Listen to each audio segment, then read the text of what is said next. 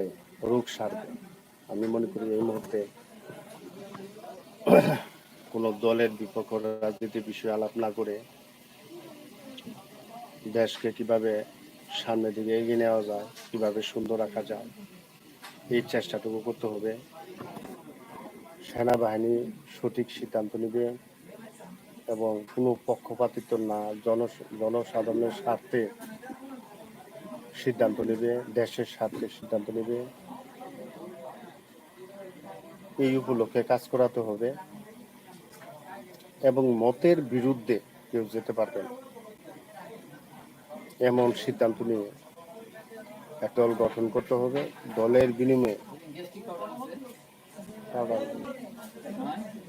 ইনো আছে, ইনো, হ্যাঁ ইনো আসছিল একটা, ওটা তো শেষ হয়ে গেল। কালকে পাবে, আজকে আমার তো হচ্ছে না। অবশ্যই লেখে রাখছে নিয়ে আসবে। দেশকে শান্ত করতে হলে অবশ্যই ইনো, হ্যাঁ হ্যাঁ 15 টাকা করে, হ্যাঁ হ্যাঁ। মতের বিরুদ্ধে কেউ বলতে পারবে না এবং জ্ঞানীদের নিয়ে এই দল গঠন করতে হবে, যারা নাকি দেশের ভালো চায়। এর আগে কোনো রেকর্ড তাদের খারাপ না, কোনো মন্ত্রীদের দিয়ে নয়, মন্ত্রীদের বাইরে। যেমন এখানে প্রধানমন্ত্রী আছেন আমাদের, উনি থাকতে পারেন। এর পেছনে বিশেষজ্ঞ আছে। দলের বাইরে যারা উপযুক্ত, এদেরকে নিয়ে দল গঠন করতে হবে। সাধারণত আওয়ামী লীগ বিএনপির বাইরে যে সমস্ত জ্ঞানী লোক আছে, যেমন ঢাকা ভার্সিটির স্যাররা আছেন, জগন্নাথ ভার্সিটির স্যাররা আছেন, তাদেরকে নিয়ে একটি দল গঠন করতে হবে। দল গঠনের যখন যাবে, একজন আমির থাকবেন, জামায়াতে ইসলামী হোক, উনি ইসলামের পক্ষে কথা বলতে পারেন, যেমন চরমোনাই সাহেব আছেন। ওনাদেরকে নিয়ে ঢাকা বিশ্ববিদ্যালয়, জাহাঙ্গীরনগর বিশ্ববিদ্যালয়, এই স্যারেরা আছে, স্যারদের মধ্যে যারা প্রধান আছেন তাদেরকে নিয়ে, এবং আমাদের চরমোনাই রেজাউল করিম সাহেব আছেন, ওনাকে নিয়ে একটি বৈঠক করলে আমার মনে হয় খুব তাড়াতাড়ি দাঙ্গা বন্ধ হবে।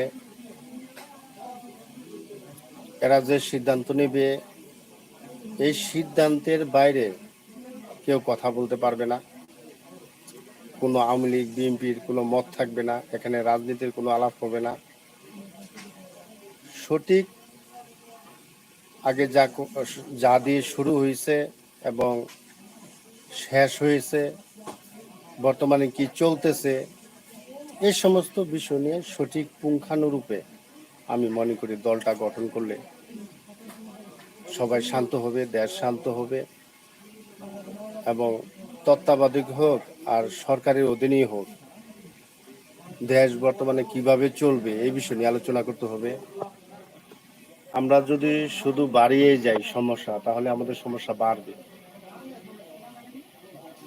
কারণ সমস্যা যাতে সমাধান করা যায়, এই বিষয়টি নিয়ে আমাদের ভাবতে হবে। তাহলে সবচেয়ে উত্তম পরামর্শ হলো দেশের স্বার্থে যে এখানে ইসলামের আমির হিসেবে আমাদের রেজাউল করিম সাহেব, চরমোনাই রেজাউল করিম সাহেব, ঢাকা ভার্সিটির বিসি, রাজশাহী ইউনিভার্সিটির বিসি, শাহজালাল ইউনিভার্সিটির বিসি, যারা প্রধান আছেন তাদেরকে নিয়ে একটি বৈঠক করতে হবে। তারা কি সিদ্ধান্ত নেয়, কিভাবে বর্তমান অবস্থার নিরসন ঘটানো যাবে, এই বিষয় নিয়ে যদি আলোচনা হয়, ইনশাল্লাহ আমরা অতি তাড়াতাড়ি আর সমাধান খুঁজে পাব। জনগণের ও দেশের সাথে আজকে এই পর্যন্তই। আসসালামু আলাইকুম।